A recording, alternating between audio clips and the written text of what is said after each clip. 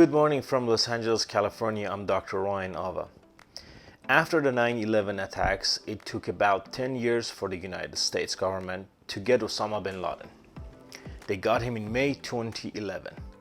Now, as of Saturday, July 30th, 2022, we know it took another 11 years after that to get Bin Laden's brain, to get the man who was Bin Laden's number 2 in Al-Qaeda at the time of 9/11.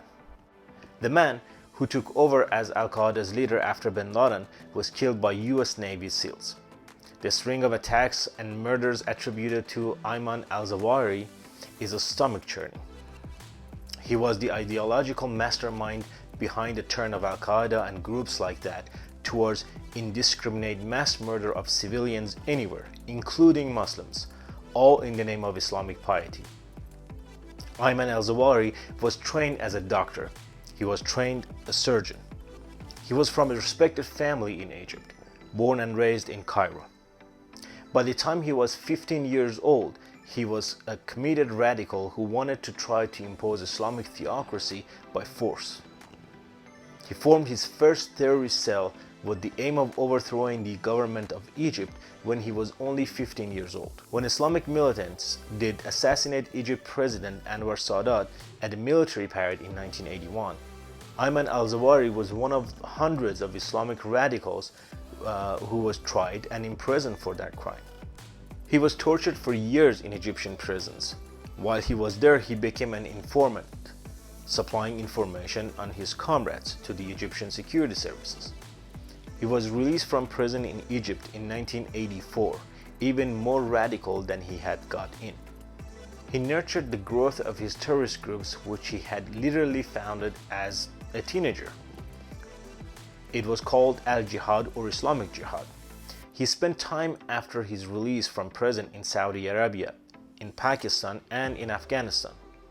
He eventually became close with a rich Saudi Arabian guy who in 1988 had founded his own terrorist group. The Saudi guy was wealthy enough that he was able to bankroll much of the movement himself. He also had great connections all across the Arab world. He was a great recruiter to their cause. Ayman Al-Zawahiri eventually became the Saudi guy's personal doctor, which gave them a personal bond beyond even their ideological co-interests. After the two of them supplied and supported the Afghan Mujahideen fighters against the Soviet Union in Afghanistan around 1990, they moved on to Sudan and onto Yemen to establish training camps there for international terrorists. At that time, Al-Zawahiri was still really focused on trying to overthrow the government in Egypt. That was his lifelong dream. In November 1993, his group, Islamic Jihad, tried to assassinate the Prime Minister of Egypt. They failed miserably in that assassination attempt, but they did wound and kill civilians instead. 2 years later, in 1995, Egyptian Islamic Jihad blew up the Egyptian embassy in Pakistan that killed at least 15 people and wounded dozens of people. 2 years later, in 1997, Zawahiri helped plan the Luxor attack. This was a half a dozen gunmen ascending on a big Egyptian tourist attraction just before 9 in the morning in November 1997. 6 gunmen spent 45 minutes methodically massacring the tourists at that tourist site in Egypt, including kids, people from Egypt, people from Colombia, from Switzerland, and the UK and Japan and Germany. 62 people murdered. Zawahiri was the mastermind of that. 1998, Zawahiri wrote what amounted to a declaration of war against America. He proclaimed that groups like his and his friend Osama Bin Laden's group Al-Qaeda and all the Islamic terrorist groups he proclaimed were all united as what he called the International Front Against Crusaders and Jews. Zawahiri's declaration in February 1998 proclaimed their mission to target America, to target the United States of America, and specifically to kill American people anywhere in the world. That was February of 1998. That same year, in August 1998, They blew up US embassies in Tanzania and Kenya. More than 4,000 people injured, more than 200 people killed. Then in October 2000, they hit the USS Cole, a guided missile destroyer, while it was being refueled in Yemen. 17 US sailors killed, 37 injured. The year after that, in June 2000, Al-Qaeda Bin Laden group formally absorbed Zawahiri's group Islamic Jihad. Zawahiri and Osama Bin Laden, from that point forward, were no longer just fellow travelers and compatriots. Now, as of June 2001, Al-Qaeda was it. So, while Zawahiri was Bin Laden's second in command, he was also informally his brain, the strategic thinker, his ideological guide, his doctor, the chief operating officer of Al-Qaeda. 2 days before the 9/11 attacks, in an operation masterminded by Zawahiri, a man named Ahmad Shah Massoud was assassinated. He was the leader of the Northern Alliance in Afghanistan, who was the strongest leader in the country opposed to the Taliban. Zawahiri wiped him out on September 9, 2011, doing a huge favor to the Taliban, and by that indebting the Taliban to himself. And then 2 days later, This just in, you were looking at obviously a very disturbing launch out there. That is the World Trade Center, and we have unconfirmed reports this morning that a plane As we come on air, we have serious news of a major, very tragic story right now. Incredible plane crash into after the US Navy SEAL mission in 2011 that took out Osama Bin Laden, Zawahiri became the head of Al-Qaeda. At that point, Al-Zawahiri became literally the most wanted terrorist on the FBI's list of most wanted terrorists. What we know is that Al-Zawahiri was back in Afghanistan, which in of itself is a story.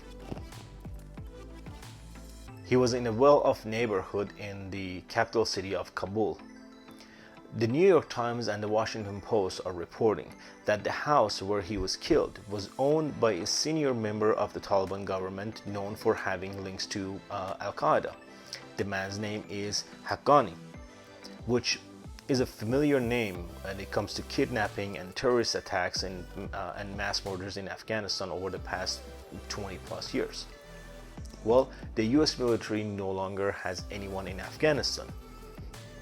The US government was apparently able to obtain intelligence about Al-Zawahiri's whereabouts dating back for several months. They were specifically able to get information on the pattern of life at the house where they knew he was staying, dating all the way back to April of this year. And the reason that's so important, the reason that they were watching the pattern of life at the house, was both to confirm that he was there, but also to try to find the right way and the right window to get him without getting anyone else, to get him and get him alone. President Biden was briefed in details on the prospect for a drone attack, but he gave the order a week ago that they could strike when the right time and the right circumstances arose. Well, those right circumstances and the right timing apparently arose Saturday night just before 10 p.m. Eastern, which is about 6 a.m. Sunday morning in Kabul. It was reportedly 2 Hellfire missiles fired from a CIA-operated drone. It has been 20 years and 10 months since Al-Qaeda killed 3,000 Americans on US soil at the 9/11 attack. It took 20 years and 10 months to get the 2 guys who ran Al-Qaeda during that attack. Astonishingly, the leader of the Republican Party, the party's last president and the likely next presidential nominee, said just this weekend that, and I quote, "Nobody's gotten to the bottom of 9/11. He literally said that this weekend. Nobody's gotten to the bottom of 9/11. Well, it took 20 years and 10 months, but actually somebody definitively has gotten to the bottom of 9/11.